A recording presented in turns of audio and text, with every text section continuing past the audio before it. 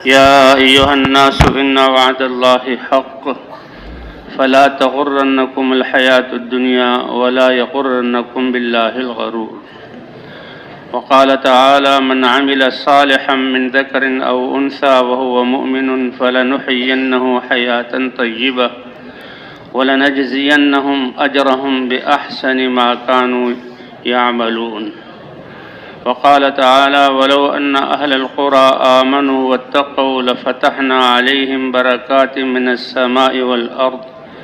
ولكن كذبوا فأخذناهم بما كانوا يكسبون. صدق الله العظيم. وقال رسول الله صلى الله عليه وسلم: إنكم على بينة من ربكم ما لم تظهر فيكم سكرتان: سكرة الجهل وسكرة حب العيش،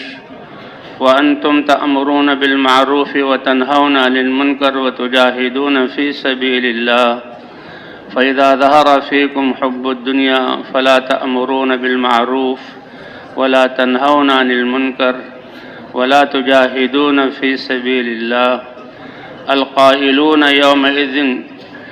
القائلون يومئذ بالكتاب والسنة كالسابقين الأولين من المهاجرين والأنصار. وقال النبي صلى الله عليه وسلم: الدنيا سجن المؤمن وجنة الكافر، او كما قال النبی صلی اللہ علیہ وسلم۔ میرے عزیز دوستوں اور بھائیوں، اللہ نے اس کائنات میں عظیم مخلوق، اشرف المخلوقات انسان بنا کر دنیا میں بھیجا ہے، اور یہ زندگی کی امانت تھوڑی دیر کے لیے اللہ نے عطا فرمائی ہے۔ یہ زندگی بہت مختصر ہے لیکن بہت اہم ہے۔ انسان دنیا میں ہمیشہ نہیں آیا، اور یہ دنیا انسان کا ٹھکانہ نہیں ہے۔ اللہ تو بہت بڑے ہیں، اللہ کے خزانے بہت لامحدود ہیں، اور اللہ کی رحمت بہت وسیع ہے۔ دنیا میں تو تیاری کے لیے جہاں دنیا میں بھیجا ہے،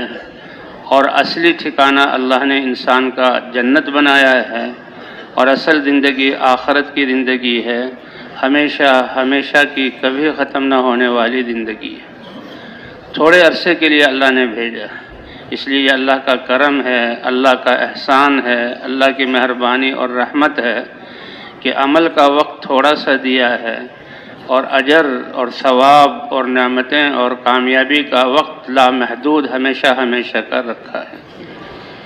اللہ تعالیٰ پوچھیں گے قیامت میں: اے میرے بندو، کم لبثتم فی الارض عدد السنین، دنیا میں بھیجا تھا، کتنا رہ کر آئے؟ تو یہ کیا قرآن پاک میں کیا آتا ہے کہ دنیا کی زندگی کو کتنا سمجھیں گے کہ لبثنا یومن او بعد یوم، اے اللہ ایک دن کی زندگی ملی ہے یا پورا دن بھی نہیں گزرا، تھوڑے سا وقت ہمیں زندگی کا ملا ہے، تو بھئی آخرت کے لیے کیا کر کے لائے ہیں؟ اللہ نے ہماری اصل زندگی آخرت کی بنائی ہے۔ یہ دنیا، حضور صلی اللہ علیہ وسلم نے بھی فرمایا: کن فی الدنیا کأنک غریب او عابر السبیل،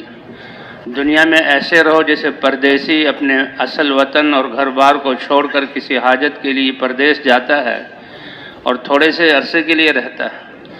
اور اس کا ذہن ہے کہ پردیس میں نہ گھر والی راحتیں ہیں، نہ وہاں کوئی ٹھکانہ ہے، نہ اپنے عزیز و اقارب ہیں، تو مشقت کے ساتھ زندگی گزارتا ہے، پھر اپنے گھر کو واپس آتا ہے۔ یہ انسان عالم ارواح سے آیا ہے،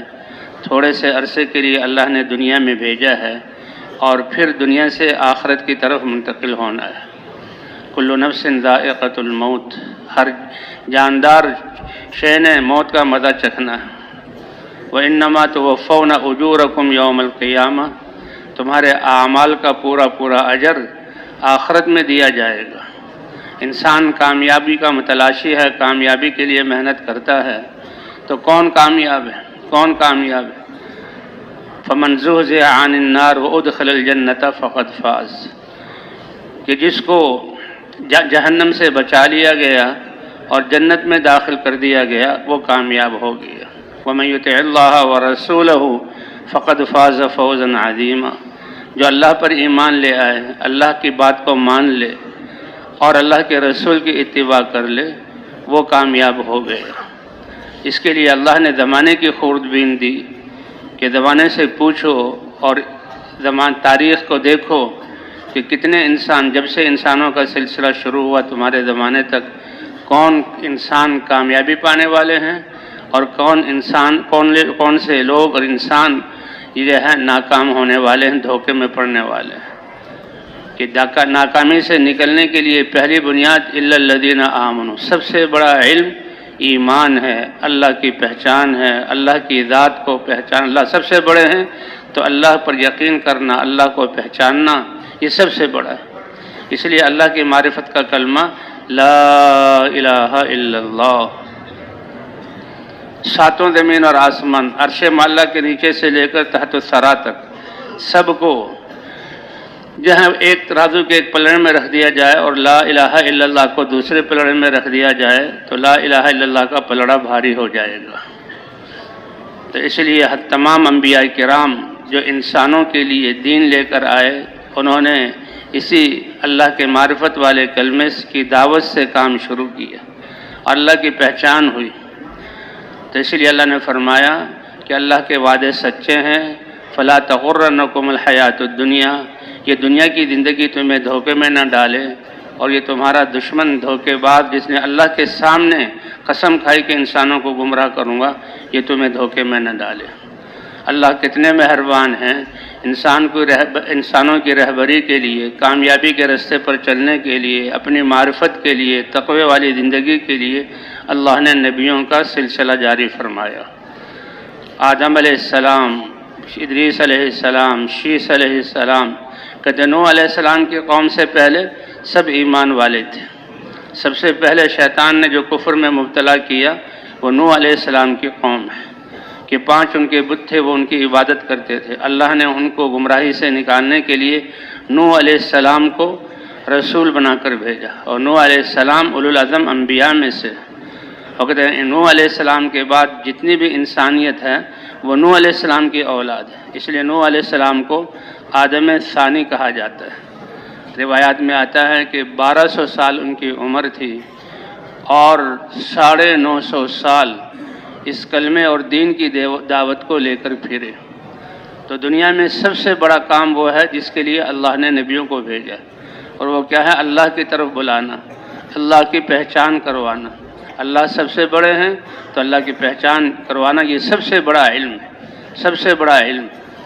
اللہ کتنے بڑے ہیں تو قرآن کی آیات سے یہ بات ثابت ہوتی ہے کہ اگر ان 7 زمین اور آسمان کو کاغذ کی شکلوں میں فضاؤں میں پھیلا دیا جائے اور اس میں جو پانی کا خزانہ ہے اس کو سیاہی بنا دیا جائے اور جتنے نباتات ہیں اسے قلم تراش کر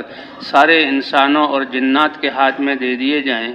اور قلم سے وہ لکھیں، اس سیاہی کو استعمال کریں، یہ اوراق بھریں، قلم گھستے جائیں، پھر دوبارہ بنا لیا جائے، اور حتیٰ کہ قلم پکڑنے کے قابل نہ رہو، سارے قلم ختم ہو جائیں، سارے یہ سمندر اور پانی کا ذخیرہ خشک ہو جائے، سارے اوراق بھر جائیں، لکھنے والوں کی زندگی بھی سب ایک ساتھ پوری ہو جائیں، اللہ فرماتے ہیں دوبارہ اتنے اسباب دے دیے جائیں، اے میرے بندو تمہیں پیدا کرنے والا کریم اور رحیم رب پھر بھی اس کے بڑائی کے کلمات پورے نہ ہو سکے۔ یہ دنیا کا برتن تو چھوٹا سا ہے، اس میں محدود روشنی، محدود گرمی اور محدود حالات ہیں، یہاں تو تیاری کے لیے بھیجا ہے، اصل ہماری زندگی آخرت کی ہے۔ تو دنیا میں اللہ تعالیٰ نے دنیا کی زندگی کو آسائشوں والا بنانے کے لیے نہیں بھیجا، رزق اس کا ذمہ اللہ نے لیا ہے۔ اللہ نے زمین کو پیدا کیا، وقدر فیہا اقواتہا، جتنے جانور اور جتنے انسان اور جتنی چیزوں کی جو کچھ ضرورت ہے، اللہ ایسی قدرت والے ہیں، سب کا سب اللہ نے اس بے رنگ بے ذائقہ اور بے بو زمین میں رکھ دیا اور ضرورت کے مطابق اللہ نکالتے ہیں۔ افرأیتم الماء الذی تشربون، تم نے یہ پانی دیکھا ہے جس کو تم پیتے ہو، جس کے پینے سے تمہاری زندگی کا نظام چلتا ہے؟ تم سب سارے انسان مل کر، سارے جنات مل کر، فرشتوں کو بھی اپنے ساتھ ملا لو، ساری مخلوق اپنے ساتھ ملا لو تو پانی کا ایک قطرہ تم پیدا نہیں کر سکتے، پانی کا ایک قطرہ پیدا نہیں کر سکتے۔ اور اللہ تعالیٰ آسمانوں سے کیسے برساتا ہے، اور پھر برسانے کی کتنی اوپر سے یہ پانی گرتا ہے، اگر پرنالے کی صورت میں گرے، اور بعض جگہ ایسا ہوتا ہے کہ جی وہ پانی کا بادل پھٹ گیا تو بستیوں کی بستیوں، پہاڑوں کے پہاڑوں کو لے جاتا ہے۔ فرماتا ہے یہ بادل چھنیے ہیں، ایک ایک قطرہ جو ہے اللہ تعالیٰ زمین پر برساتے ہیں۔ کیا تم اس کو اتارتے ہو یا اتارنے والے اللہ ہیں؟ افرأیتم ما تحرثون، اس بے رنگ بے ذائقہ زمین میں خشک بیجوں سے نباتات جو اگتی ہے، کیا تم اگاتے ہو یا اللہ اگانے والے؟ تم نے تو بیجوں کو ڈال دی ہے، اور یہ زمین، اس میں اس بیج سے جڑ کا نکلنا اور زمین کی تہوں میں جانا، اندھیریوں میں جانا، کونپل کا نکلنا اور اوپر کی طرف آنا، اور پھر اس کا بڑھنا، اس سے ایک پودا بننا، پودے سے تنا بننا، تنوں سے شاخ بننا، شاخوں سے پتوں کا نکلنا، اور ان پتوں سے پھولوں کا آنا، پھولوں میں خوشبوؤں کا آنا، اور پھر اس پھلوں سے پھل کا بننا، اور ابتدائی حالت کہ جو کچا اور بے مزہ ہوتا ہے اس کو بڑھانا، اور پھر جو ہے اس کو کمال تک پہنچانا، پھر اس میں ذائقہ بھرنا، یہ سب کچھ کرنے والی ذات کس کی ہے؟ ایک موسمی کو جو آج کل چل رہا ہے لے لو، کیسے اللہ نے باریک باریک جو ہے ٹھیلیوں میں کتنا میٹھا پانی رکھا ہے، اور پھر کیسے جوڑ کر ان پر پردہ ڈالا ہے، پھر کیسے سب کو جوڑ کر کتنا بڑا چھلکا اللہ نے اس کے اوپر، اور تمہارے لیے جو ہے اللہ نے پیدا فرمایا۔ تو اس لیے رب تو اللہ ہیں، اللہ نے دنیا میں بھیجا، اور دنیا میں ہمیشہ نہیں رہنا بلکہ آخرت کی طرف جانا ہے۔ نہ ہمارا آنا اپنی مرضی سے ہے، نہ ہمارا جانا اپنی مرضی سے ہے۔ جب اللہ کے بھیجنے سے آئے ہیں اور اللہ جب بلائیں گے جائیں گے، تو بھئی درمیان والی زندگی کو بھی ہم اللہ کی مرضی کے تابع کر دیں،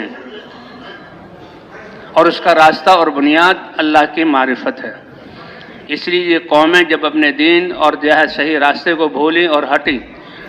اللہ نے آدم علیہ السلام کو بھیجا، وہ تو سب سے پہلے رسول اور نبی ہیں۔ آدم علیہ السلام نے اپنی اولاد کی تربیت کی، پھر انبیاء پیدا ہوئے۔ سب سے پہلے جو بگاڑ پیدا ہوا نوح علیہ السلام کی قوم کہ وہ بت پرستی پر آئی، تو 1200 سال ان کی عمر تھی، اور 950 سال انہیں دعوت ملا۔ تو اللہ کی یہ سنت ہے، ایک اللہ کی قدرت ہے، لو شاء لہداکم، اگر اللہ چاہیں تو سب کو ہدایت دے دے، لیکن اس میں انسان کا کیا کمال کہ جس کی بنا پر انسان کو کچھ ملے۔ ہدایت تو پھر بھی اللہ ہی دیتے ہیں، لیکن انسان کے ذمہ ایک محنت کی ہے، ہر انسان کے ذمہ، انسان جب اس محنت کو اختیار کرتا ہے پھر اللہ یہ ہدایت عطا فرماتے ہیں۔ سب سے پہلی، سب سے اہم، سب سے بڑی ضرورت ہماری ہدایت کی ہے کہ اللہ کے کو پہچان لیں، اللہ کی محبت ساری محبتوں پر غالب آ جائے، اور جب اللہ نے ہمیں پیدا کیا، ہمارے اعضاء اللہ نے بنائے، تو وحی کے ذریعے اللہ نے انبیاء کے ذریعے، وحی اور انبیاء کے ذریعے ان اعضاء کو استعمال کا طریقہ بھی بتایا۔ کیا مطلب کہ زبان کو وہاں استعمال کرنا جو اللہ کو پسند ہے، آنکھ سے وہ دیکھنا جو اللہ کو پسند ہے، کتنی بڑی بات ہے۔ اللہ کی رضا اور اللہ کی پسند تو جنت سے بھی بڑی چیز ہے، اور اللہ نے ہمیں یہ اعزاز دیا ہے کہ اس کے بول وہ جو اللہ کو پسند ہو، اس کا ہر دیکھنا وہ جو اللہ کو پسند ہو، اس کا ہر سننا جو اللہ کو پسند ہو۔ اس لیے ایک ایک عمل کی قیمت سارے کائنات سے زیادہ ہے۔ حضرت سلیمان علیہ السلام، جن کو اللہ نے دعا مانگنے پر بادشاہت دی، کہ ایک طرف حضرت موسیٰ علیہ السلام نے اپنے بھائی ہارون علیہ السلام کے لیے رسالت والی منصب، رسالت والی ذمہ داری اور دعوت والا کام مانگا۔ یہ عجیب دعا ہے کہ جو موسیٰ علیہ السلام نے ہارون علیہ السلام کے لیے مانگی۔ اللہ نے اس دعا کو قبول کیا، لیکن اپنے احسانات جتلائے۔ اے موسیٰ، تم کیسے پیدا ہوئے، کیسے تمہیں ہم نے جہاں حفاظت کی اور جہاں تک پہنچایا، تم نے یہ دعا مانگی، یہ بھی ہم نے قبول کر لی۔ قرآن کا پون صفحہ ان انعامات میں۔ حضرت سلیمان علیہ السلام نے بادشاہت مانگی، اللہ نے بادشاہت دے دی، اور کوئی بھی اپنا انعام نہیں جتلایا۔ تو سلیمان علیہ السلام کو ہواؤں پر بادشاہت دی، جنات پر بادشاہت دی، اور انہوں نے، اور جو ہے پوری دنیا کی سب سے بڑے بادشاہ سلیمان علیہ السلام تھے۔ اس لیے بلقیس جب پتہ لگا کہ آ جاؤ، اور جو ہے ان کو بلایا، پھر اللہ نے اس کو بھی ہدایت دے دی۔ تو سلیمان علیہ السلام اپنے تخت پر جا رہے ہیں، ایک ایمان والے نے سلیمان علیہ السلام کے تخت کو اور ہوا کے اس طرح لے جانے کو، بہت تیزی کے ساتھ ہوا، لیکن ہوا جیسے آج کل جہاز کے ذریعے کیسے اس کو ایئر ٹائٹ بنایا جاتا ہے، کیسے دروازے بند کیے جاتے ہیں، کیسے ہوا میں چلنے کا انتظام کیا جاتا ہے کہ اندر کی سواریوں کو، کیونکہ وہ کتنے کلومیٹر کی رفتار سے چلتا ہے، کتنی تیز ہواؤں کو چیرتا ہے، اگر وہ کیا کہتے ہیں یہ اس کی باڈی نہ ہو تو انسان تو اڑ جائیں وہاں پر، لیکن سلیمان علیہ السلام وہ تخت پر بیٹھے ہوئے ہیں، یہ تو انتظامات کے ذریعے ہوا کو قابو کرتے ہیں، وہ ہوا خود بخود ان کے تابع ہوتی تھی کہ 900,000 کلومیٹر کی رفتار سے یہ تخت آگے بھی بڑھے اور بیٹھنے والے انسانوں کو کوئی بھی ذرا برابر تکلیف نہ ہو۔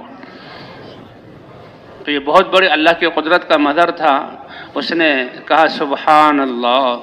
اس نے سلیمان علیہ السلام کی تعریف نہیں کی، نہ تخت کی تعریف کی۔ تو سلیمان علیہ السلام نے کیا فرمایا اس موقع پر کہ ایمان والے کا ایک دفعہ سبحان اللہ کہنا آل داود کی اس ساری حکومت سے کہیں زیادہ افضل ہے، کیونکہ وہ تو فنا ہو گئی، چلے گئے۔ اللہ نے کسی کے لیے بھی، یہ موت ایسی حقیقت ہے، کہتے ہیں اذا حملت الی القبور جنازۃ فاعلم بانک بعدها محمول۔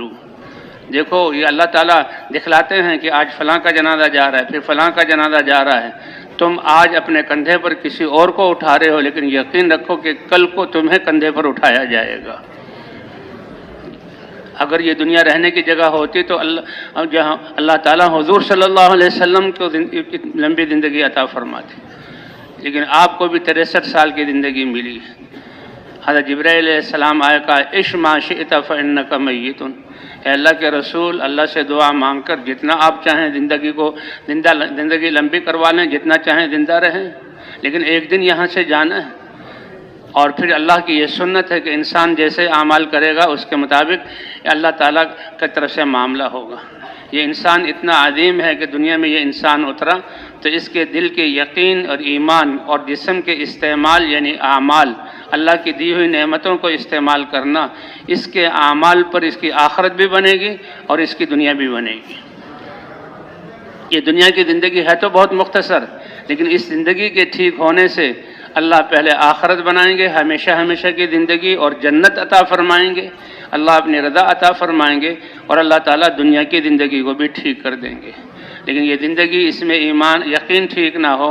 اعمال ٹھیک نہ ہو تو اس کی آخرت بگڑے گی، اور جب آخرت بگڑے گی تو اللہ دنیا بھی بگاڑ دیں گے۔ وَمَنْ أَعْرَضَ عَنْ ذِكْرِي فَإِنَّ لَهُ مَعِيشَةً ضَنْكًا، جو میری یاد سے یہاں غافل بن کر زندگی گزارے گا، میرے احکام سے غافل بن کر زندگی گزارے گا، تو ہم اس کی زندگی کو جو ہے وہ تنگ کر دیں گے، اور قیامت میں جب اٹھے گا تو اس کی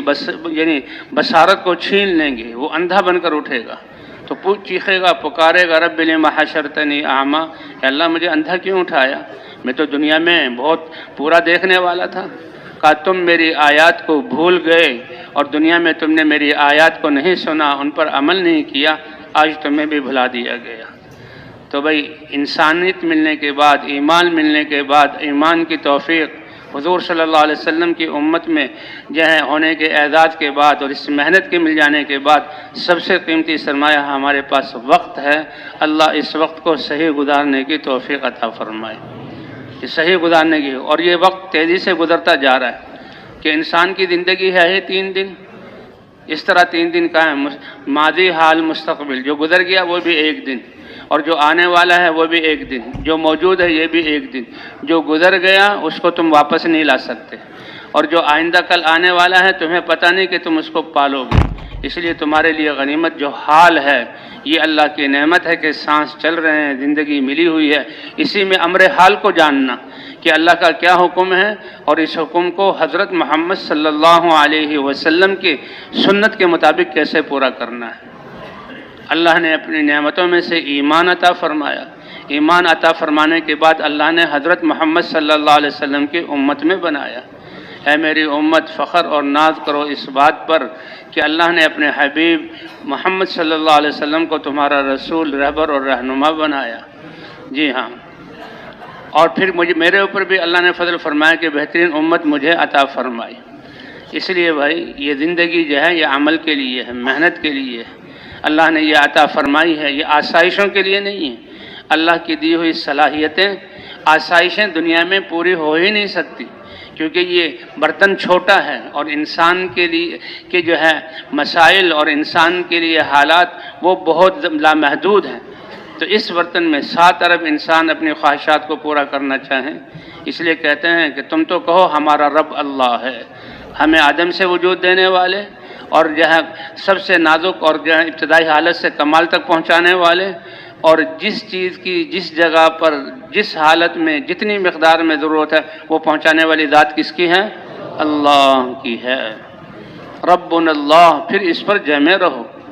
یہ رب کا لفظ اللہ نے کتنی دفعہ قرآن میں ابتدا ہے تو الحمدللہ رب العالمین، اور کتنی دفعہ ربنا ان الذین قالوا ربنا اللہ، اور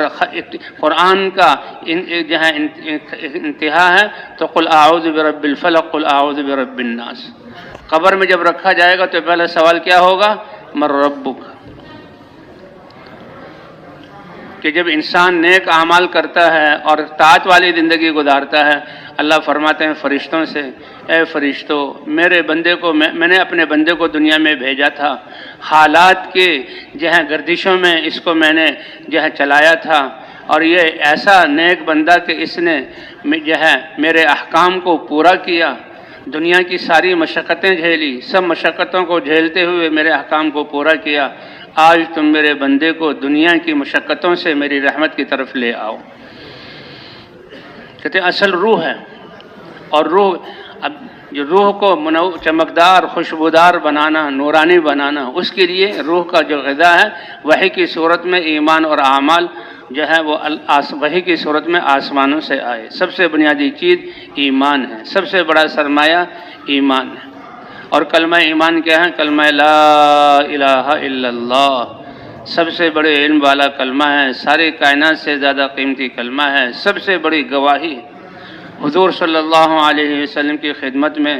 بنی اسرائیل کے علماء میں سے دو علماء آئے، ان کی کتاب تورات میں اللہ نے قرآن میں ذکر کیا کہ موسیٰ علیہ السلام کی کتاب تورات میں بھی ہم نے اپنے نبی کا ذکر کیا، اور عیسیٰ علیہ السلام کی کتاب انجیل میں بھی ذکر کیا، داؤد علیہ السلام کی کتاب زبور میں بھی ذکر کیا۔ پہلے نبیوں سے اللہ نے ان کی نبوت کے زمانے میں کہ میرا وہ نبی اگر تم میں آ جائے تو تم اس پر ایمان لاؤ گے، لَتُؤْمِنُنَّ بِهِ، اس پر ایمان لاؤ گے، وَلَتَنْصُرُنَّهُ، ہم نبیوں نے یہ اقرار کیا۔ اور کتنی خوش قسمتی کی بات ہے کہ اللہ نے ہمیں ان کی امت میں پیدا کیا، اور اللہ نے ہمیں اپنی ذات اور نبی پر ایمان عطا فرمایا۔ اس کا جتنا بھی شکر ادا کریں وہ اس کا شکر ہم ادا کر ہی نہیں سکتے۔ تو بھائی اللہ تعالیٰ نے ہمیں حضور صلی اللہ علیہ وسلم کی ایمان کی حالت میں حضور صلی اللہ علیہ وسلم کی امت میں پیدا کیا، اور پھر اس زمانے میں اللہ نے حضور صلی اللہ علیہ وسلم کی محنت، جیسے عرض کیا گیا کہ یہ زندگی کا جو وقت اور امانت ملی ہے یہ ایک ظرف ہے، یہ آخرت کے بنانے کے لیے۔ تو سب سے بڑا عمل جو ہو سکتا ہے وہ ہے جو حضرت محمد صلی اللہ علیہ وسلم نے اپنی زندگی میں کیا۔ اور کتنا بڑا اعزاز ہے، اتبعوا ھذا النبی الامی، تم اپنے عقیدے میں، اپنے یقین میں، اپنے عمل میں، سیرت میں اور صورت میں، مقصد میں اور محنت میں کس کی اتباع کرو؟ اس نبی امی کی اتباع کرو۔ اور کیا فرمایا؟ اے پیارے نبی ان کو بتا دو، ان کنتم تحبون اللہ،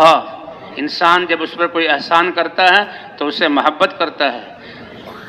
اور پاؤں کے ناخن سے لے کر سارا جسم کے اعضاء یہ اللہ کے، اور جب سے ماں کے پیٹ سے جب بنایا اس وقت سے اللہ اس کے رب ہیں، تربیت کر رہے ہیں، اور دنیا میں بھی اللہ تربیت کر رہے ہیں، اور جب تک دنیا سے جانے کا وقت آئے گا اس کو پالنے والی ذات کس کی ہے؟ اللہ کی ہے۔ تو اس کا تقاضا ہے کہ ہم اللہ سے محبت کریں۔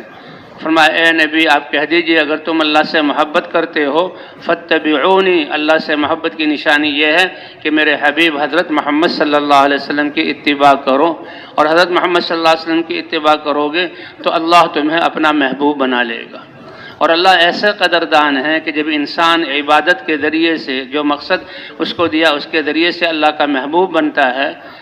تو اللہ تعالیٰ اس محبت کو عام کرتے ہیں۔ سب سے پہلے جبرائیل علیہ السلام کو بلاتے ہیں، کتنی بڑی اعزاز کی بات ہے۔ اور اس کا تعلق انسان کے کپڑوں کے ساتھ، انسان کے گھر کے ساتھ، انسان کے اسباب کے ساتھ نہیں ہے، اس کا تعلق انسان کے دل اور جسم سے نکلنے والے اعمال کے ساتھ ہے۔ رب اشعث اغبر مدفوع الابواب لو اقسم علی اللہ لابرہ، حضور صلی اللہ علیہ وسلم نے فرمایا بہت سے لوگ ایسے ان کے یعنی پراگندہ حال والے اور پھیلے ہوئے بالوں والے، غبار آلودہ جسم والے، لیکن ان کے دل کا یقین اور اپنے اعضاء کا استعمال اللہ کے حکم کے مطابق ایسا ہے کہ وہ اللہ کا محبوب ہے۔ اور وہ ایسا اللہ کا محبوب ہے کہ اگر اللہ کو کہہ دے اے اللہ بارش برسا دے، اللہ فرماتے ہیں مجھے اس سے اتنی محبت ہے کہ اس کی زبان سے نکلے ہوئے یہ الفاظ اسی وقت میں پورا کر دوں گا۔ یہ واقعہ ہے صحابہ کرام کا جنگ میں، یعنی صحابہ کرام وہ تو گھروں سے نکلنے کے حالات نہیں ہوتے تھے، لیکن انسانیت کو جہنم سے اور گمراہی سے بچانا ہے، اس لیے وہ اپنے گھروں سے نکلتے تھے اور اسباب کے نہ ہوتے ہوئے گھروں سے نکلتے تھے، اور نکل کر لوگوں سے کہتے دیکھو ہمیں اللہ نے بھیجا، نہ ہمیں تمہارا ملک چاہیے، نہ تمہاری چیزیں چاہیے، ہم تم سے کچھ لینے نہیں آئے ہیں، اللہ نے ہمیں بھیجا ہے تمہیں اس مخلوقات کے سامنے جھکنے کی ذلت اور طاقت سے متاثر ہو کر ان کے سامنے پست ہونے کی ذلت سے نکال کر ایک اللہ کے سامنے سر جھکانے کی عزت کا تاج پہنانے آئے ہیں۔ اور تم نے جو انسانوں نے جب جمع ہو کر جو قانون بنائے ہیں، جن کے پیچھے ان کے مفاد ہیں، ان کے ظلم سے نکال کر اللہ نے جو دین دیا ہے وہ رحمت والا ہے، اللہ کے دین دیا ہے وہ کرم والا ہے، اللہ نے جو دین دیا ہے وہ عطا کرنے کے لیے دیا ہے۔ فرمایا تم سارے کے سارے تم میں سے جو سب سے نیک دل والا ہے، یعنی حضرت محمد صلی اللہ علیہ وسلم جیسے دل اور تقوی والے ہو جاؤ، ساری انسانیت آدم علیہ السلام سے لے کر قیامت تک آنے والے اور سارے جنات ایسا پاکیزہ دل ہو جائے اور تم اللہ کے سامنے سرنگوں ہو جاؤ، پوری زندگی عبادت کرو، تمہارا رب اتنا بڑا ہے تب بھی تم اس کی عبادت کا حق ادا نہیں کر سکتے۔ تمہاری یہ عبادت اللہ کی بادشاہت میں کوئی ذاتی نہیں کرے گی، اور تم سرکش اور نافرمان بن جاؤ، تمہاری یہ نافرمانی اللہ کی بادشاہت میں ذرہ برابر کمی نہیں کرے گی۔ اے میرے بندو، یہ تو میں نے احکام تمہارے لیے اعمال بنائے ہیں اور اس کی میں حفاظت کرتا ہوں۔ وما يلفظ من قول الا لديه رقیب عتید۔ ہم تو جو کام کرتے ہیں بھی کتنے وقت کام کیا، کیا کام کیا اور تنخواہ کتنی، اسی کا حساب کرتے ہیں، اور اللہ کی طرف سے کہ ہر سانس، ہر گھڑی، ہر جگہ تمہارا ہر دیکھنا، ہر بولنا، ہر سننا، ہر دماغ کی سوچ، تم جو عزم کرتے ہو، ہر ہاتھ کی حرکت اور پاؤں کی حرکت کو لکھا جاتا ہے، کیونکہ یہ تمہارا عمل ہے اور اس کے بدلے میں اللہ نے جنت تمہیں عطا کرنی ہے۔ اس لیے کہتے ہیں یہ عصر کی نماز اور فجر کی نماز، اگر آج 7 ارب انسان ہیں تو اللہ نے ان انسانوں کے اعمال کو محفوظ کرنے کے، اللہ کو علم ہے، اللہ بھولنے والے نہیں ہیں، لیکن پھر بھی حجت پوری کرنے کے لیے اللہ لکھواتے ہیں 7 ارب انسان ہیں تو 28 ارب اللہ نے فرشتے، صرف وہ جو انسانوں کے اعمال لکھنے والے۔ عصر اور فجر کی نماز میں ایک جماعت عصر کی نماز سے لے کر فجر کی نماز تک، اور ایک فجر کی نماز سے لے کر عصر کی نماز تک، اور نماز کے وقت میں وہ آتے ہیں۔ کیسے مہربان ہے اللہ تعالیٰ، کیوں کہ بھئی وہ لوگ اللہ نے بھیجا ہے جن کے لیے میں نے زمین کو ٹھہرایا ہوا، جن کے لیے میں آسمانوں سے بارش برساتا ہوں، جن کے لیے میں سورج کو نکالتا ہوں، جن کے لیے میں غلے اگاتا ہوں، جن کے لیے حفاظت کے فرشتے ہیں، جن کے سارے نظام کو چلاتا ہوں، اے میرے فرشتوں وہ کیا کریں، اللہ کو پتہ ہے، لیکن فرشتوں پر فخر کروانے کے لیے اللہ فرشتوں سے پوچھتے ہیں، اللہ کو پوچھنے کی ضرورت نہیں ہے۔ اور پھر کیسا زبردست اللہ نے نظام کہ ان کے آنے اور جانے کا نظام جو ایمان کے بعد سب سے بڑی عبادت ہے نماز، وہ رکھا ہے۔ تو کیا نمازی کتنے خوش قسمت ہیں، اے اللہ ہم جب گئے تھے اور ان ڈیوٹی ہم نے اپنی سنبھالی اور ان کے نامہ اعمال کو لکھا، اتیناہم وہم یصلون، تو سب سے پہلا عمل ان کا نماز تھا۔ تو یہ نماز کتنی بڑی دولت ہے، اور نمازی آدمی کتنے خوش قسمت ہیں کہ روزانہ جو اعمال جو اللہ کے سامنے پیش ہوتے ہیں تو اس میں سب سے پہلے ہمارا عمل نماز لکھا ہوتا ہے۔ بھئی نماز ہے، نماز کے بعد پھر دینی اعمال ہے، اتیناہم وہم یصلون وترکناہم وہم یصلون، جب گئے تھے تب بھی وہ نماز پڑھ رہے تھے، اور جب ہم کو چھوڑ کر آئے ہیں تب بھی وہ کیا کر رہے ہیں، نماز پڑھ رہے ہیں۔ اس لیے بھائی یہ ہماری زندگی کا ہر لمحہ بہت قیمتی ہے۔ اللہ تعالیٰ اور یہ نامہ اعمال قیامت میں انسان کو دے دیا جائے گا۔ اقرأ کتاب، اپنی کتاب خود پڑھ لو۔ یوم تری المجرمین مشفقین مما فیہ،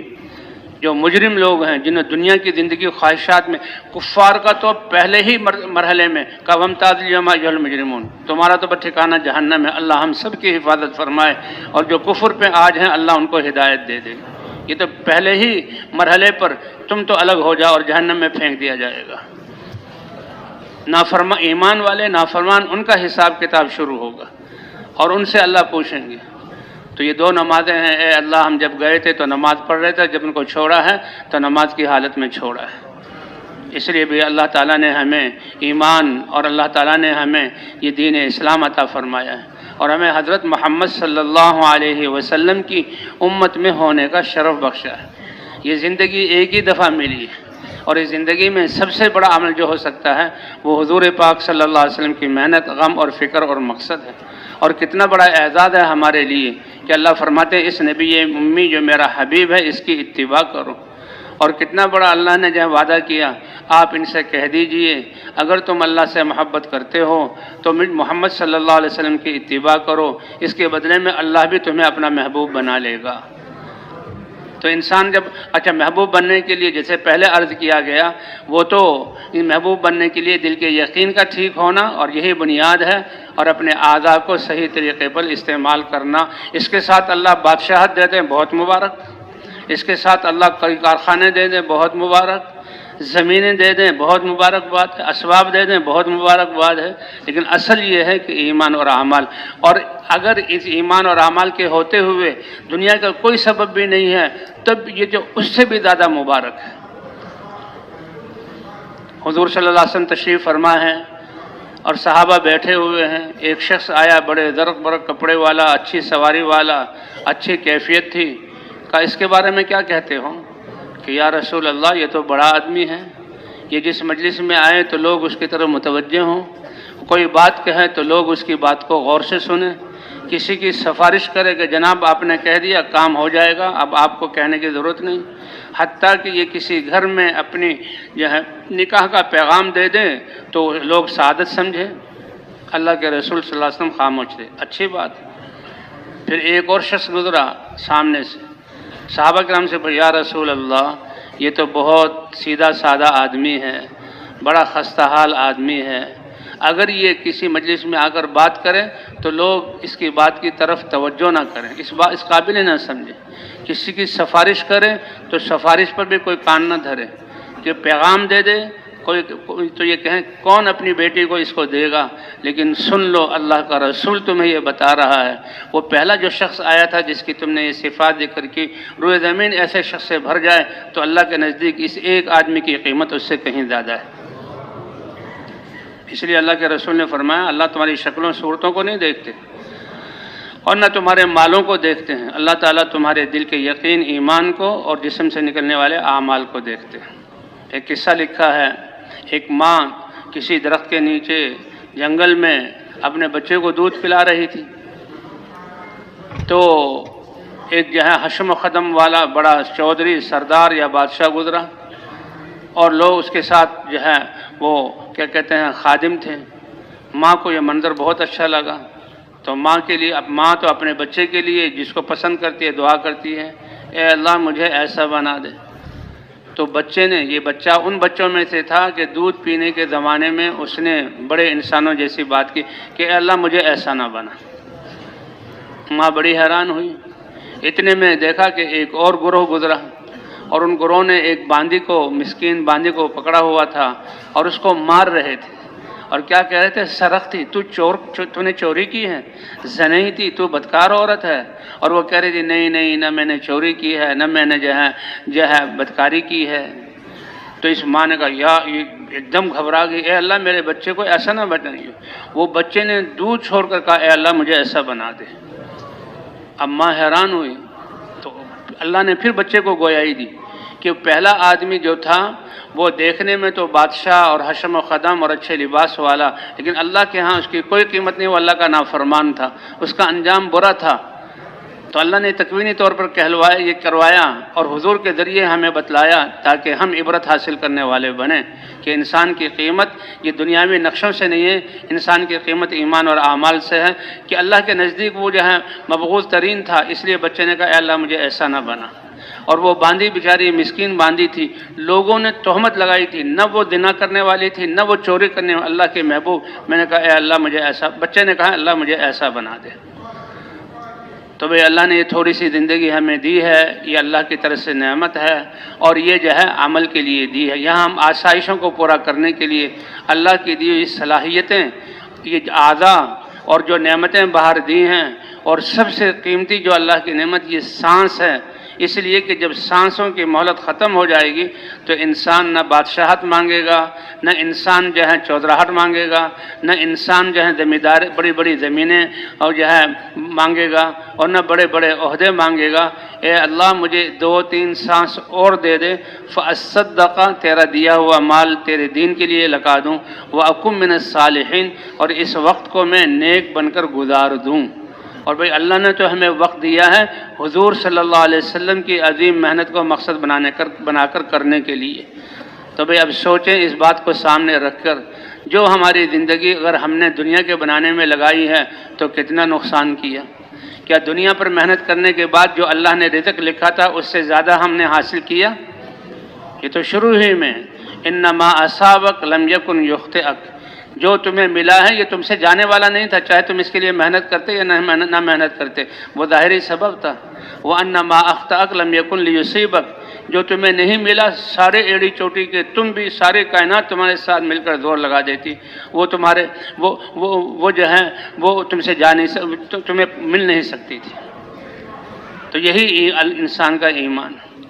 تو بھی اللہ تعالیٰ نے ہمیں حضرت محمد صلی اللہ علیہ وسلم کی امت میں پیدا فرما کر وہ محنت دی ہے جس سے اپنا ایمان بھی کمال کو پہنچے، اور ہم سارے انسانوں کی نیت کر کے، قیامت تک آنے والے نسلوں کی ایمان کی نیت کر کے، تقوی والی زندگی کی نیت کر کے ہم محنت کرنے والے بنے۔ اللہ نے قرآن پاک میں ایک شاہی خاندان کے چند نوجوان جنہیں اصحاب کہف کہتے ہیں ان کا ذکر کیا ہے کہ وہ صرف اپنے ایمان کی حفاظت کے لیے شاہی محلات اور شاہی عہدوں اور شاہی تنخواہوں کو چھوڑ کر ایمان کی حفاظت کے لیے نکلے، اور چلتے چلتے ایک غار میں سوئے۔ اللہ فرماتے ہیں کہ ہم نے 309 سال ان کو سلایا اور موت نہیں آنے دی۔ 309 سال حکومتیں گزر گئیں، جو بادشاہ ان کے خلاف تھا وہ مٹی بن گیا،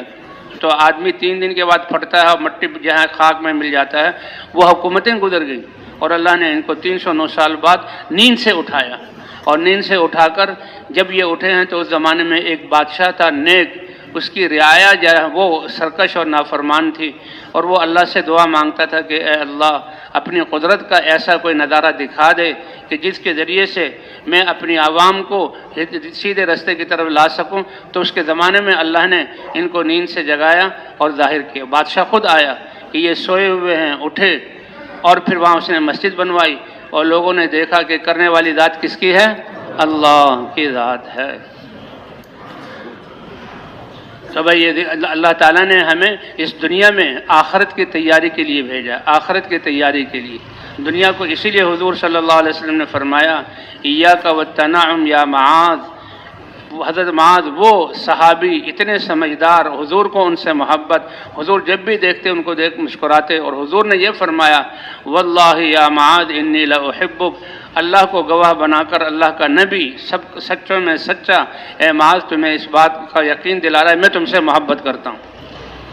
ہمارا حضور سے محبت کرنا ہمارے ایمان کا جز ہے۔ کیا حال ہوگا اس کا کہ جس کو خود حضور صلی اللہ علیہ وسلم کہہ رہے ہیں میں محبت کرتا ہوں۔ اس کا تقاضا تو یہ ہے کہ حضور ان کو ساتھ رکھیں، اور حضرت معاذ کو جب پتہ لگا تو اس کا تقاضا بھی یہ ہے کہ یا رسول اللہ پھر تو جب تک اللہ نے آپ کو دنیا میں رکھا ہے اس وقت تک میں ساتھ رہوں گا، لیکن حضور تو حضور ہیں، اپنی امت کو یہ ذمہ داری دی۔ حضرت معاذ اس کو سمجھ رہے ہیں کہ وہ کافر دنیا جن تک دین نہیں پہنچا، حضور کو چھوڑ کر اور حضور کی اس محبت کو قربان کر کے وہاں جانا اور ان کو دین کی طرف بلانا اس سے زیادہ اہم ہے۔ اور حضور فرما رہے ہیں کہ لعلک تمر بقبری، تم جا رہے ہو اور وہاں دین کی دعوت لے کر جاؤ گے اور اپنا کام پورا کر کے آؤ گے تو شاید تم مجھے نہ دیکھ سکو، تمہارا گزر میری قبر سے ہوگا۔ حضرت معاذ کے دل میں بھی اتنا زیادہ یعنی اس کام کی اہمیت اور حضور کا بھیجنا کہ کچھ نہیں کہ یا رسول اللہ پھر تو میں نہیں جاؤں گا، اور گئے اور بڑے اطمینان سے کام کیا، ان کو دین سکھایا، اللہ نے ان کے جانے کو ہدایت کا ذریعہ بنایا، اور بیت اللہ سے ہوتے ہوئے جب مدینے میں داخل ہوئے سب سے پہلے یہی سوال کیا کہ میرے حبیب حضرت محمد صلی اللہ علیہ وسلم کا کیا حال ہے؟ فرمایا وہ اس دنیا سے پردہ فرما چکے ہیں۔ صحابہ کرام کے لیے، صحابہ کرام کے وہ یعنی صحابی ہونا نبیوں کے بعد صحابہ کا درجہ ہے. بعد والے اولیاء، ایمان والے، قطب، ابدال سارے کسی ایک صحابی کے درجے کو نہیں پہنچ سکتے، اور ان کو صحابی ہونے کی جو فضیلت ملی ہے، درجہ ملا ہے، ایمان کی حالت میں حضور کو ایک نظر دیکھ لینا. کہتے ہیں کوئی ایسا کہ جس نے حضور صلی اللہ علیہ وسلم کو دیکھا اور ایمان لے آیا اور اسی وقت اس کو موت ہو گئی تو ایک نظر نے اس کو صحابی بنا دیا. بعد والے زمانے کے سارے قطب، سارے ابدال، سارے اولیاء اس صحابی کے درجے کو پہنچ نہیں سکتے، اور صحابہ کرام نے اس کو قربان کیا. اور اس سے زیادہ کہ حضور کے پیچھے مسجد نبوی میں نماز پڑھنے کو قربان کیا. آج ہماری کتنی کوشش ہوتی ہے کہ عمرے کا ویزا مل جائے اور ہم جائیں بیت اللہ کا عمرہ کر لیں، حضور صلی اللہ علیہ وسلم کی مسجد نبوی میں چلے جائیں، نماز پڑھ لیں. اس کے لیے سب چیزوں کو آگے پیچھے کر دیتے ہیں. صحابہ کو یہ میسر تھا، صحابہ نے اس کو قربان کیا، اور اترنے والے علم جو ہے حضور سے علم لے کر امت تک پہنچانا، اس کو قربان کیا. وہ کافر ہیں، بت پرست ہیں، جہنم کی طرف جا رہے ہیں، ان کی ہدایت اور ان پر رحم کرنے کے لیے صحابہ نے. تو معلوم ہوا کہ دین کو پہنچانے کے لیے اللہ کے راستے میں نکلنا یہ سب سے بڑا عمل ہے، ورنہ صحابہ حضور کو چھوڑ کر نہ نکلتے. آج اللہ نے وہ ہمیں نعمت عطا فرمائی ہے، اور زندگی کے کچھ لمحات باقی ہیں. بھئی پچھلے زمانے میں جو ہم نے زندگی اس محنت کو مقصد بنا کر جہاں کرنے کے علاوہ جو ہم نے گزاری ہے، تو ہم نے گھاٹے کا سودا کیا. اللہ وہ ہمیں معاف فرما دے. اور جب ہمارے سامنے یہ بات آ گئی اور زندگی کی قید ابھی موجود ہے، اور انسان کی نیت پر اللہ نے عمل کا دار و مدار رکھا ہے، سب نیت کریں کہ اے اللہ اب تو حضور کی محنت والے بن کر زندہ رہیں گے، اور باقی صلاحیتوں کو اے اللہ حضور، یعنی اب حضور کا دیدار کہ میرے ہم نصیب ہوگا جہاں قیامت کے بعد، کہ مجھے دیکھو گے حوض کوثر پر، اور دین کی محنت کرنے والوں کو اپنے ہاتھ سے حوض کوثر کا پانی پلاؤں گا. اور مجھے دیکھو گے جب نامہ اعمال تولے جا رہے ہوں گے، جو میری امت کے کمزور لوگ ہوں گے، جن کی نیکیاں کم ہوں گی، وہاں سفارش کروں گا تاکہ نیکیوں کا پلڑا جھک جائے. اور اگر مجھے دیکھو گے تو پل صراط پر کہ کمزور ایمان والے گزریں گے تو ان کی میں سفارش کروں گا. وہ نبی جو نہ دنیا میں ہمیں بھولے، ساری رات امت کو یاد کرتے تھے اور امت کے لیے دعا کرتے. ہم موجود نہیں تھے لیکن حضور کی دعائیں ہمارے لیے تھیں، اور اللہ کے دربار میں پیش ہوئے تو وہاں بھی اے اللہ میری امت کا کیا ہوگا، اس امت کو نہ بھولے. اور قیامت میں بھی جب نفسی کا عالم ہوگا، حضور صلی اللہ علیہ وسلم انبیاء تک نفسی کریں گے، لیکن حضور کی زبان پر ہوگا اے میرے رب میری امت کا کیا حال ہوگا. آج اس نبی کو ہم نے بھلا دیا، آج اس کی سیرت کو ہم بھول گئے، اور سب سے بڑی بات اس کی محنت اور مقصد کو اللہ نے ہمارا مقصد بنایا. یہ بہت بڑا اللہ کا فضل ہے کہ اس مقصد کو سیکھنے کو کرنے کے لیے ہمیں اللہ نے نکلنے کی توفیق عطا فرمائی ہے. تو بھئی مسلمان وہ ہے جو دوسرے مسلمانوں کے لیے بھی اس بات کو پسند کرے جو اپنے لیے پسند کرتا ہے. ایک اپنے لیے بھی دعا کرنا، اے اللہ اس محنت کو حضور کے طریقے پر اپنے پسند کے مطابق موت تک کرنے کی توفیق عطا فرما، اور پوری امت مسلمہ کے لیے فکر اور اپنی صلاحیتوں کو لگانا کہ وہ بھی اس کام پر کھڑی ہو جائے، اور پوری انسانیت کی نیت کرنا اللہ ان کو بھی ہدایت دے دے. ہماری صلاحیتیں اور مال کا سب سے بڑا مصرف اللہ کے دین کی طرف بلانے کے لیے خرچ کرنا، یہ سب سے بڑا مصرف ہے، اعلاء کلمت اللہ. پھر علم کو عام کرنے کے لیے اپنی جان اور مال کی صلاحیتوں کو لگانا، یہ دوسرا مصرف ہے. پھر تیسرا مصرف ہمارے آس پاس، فرمایا مالداروں کو مالدار اللہ نے بنایا. اور کتنے قصے ہیں کہ کتنے مالداروں کو کوڑیوں والے ان کو اللہ نے بنا دیا. تو مالدار کرنے والے بھی اور فقیر کرنے والے بھی ذات کون سی ہے؟ اللہ کی ہے. تو اللہ تعالیٰ نے ہمیں یہ زندگی دی ہے اور یہ وقت دیا ہے، تو بھئی پچھلا وقت جو اس کے بغیر اس پر ہم استغفار کریں، امت کے لیے بھی استغفار کریں، اور آئندہ کے لیے عزم کریں کہ انشاءاللہ زندگی کی ساری صلاحیتیں اور جو نعمتیں اللہ نے سب کو اعلاء کلمت اللہ کے لیے لگائیں گے. سب سے بڑا مصرف یہ ہے. دوسرا مصرف علم کو عام کرنے کے لیے، اور تیسرا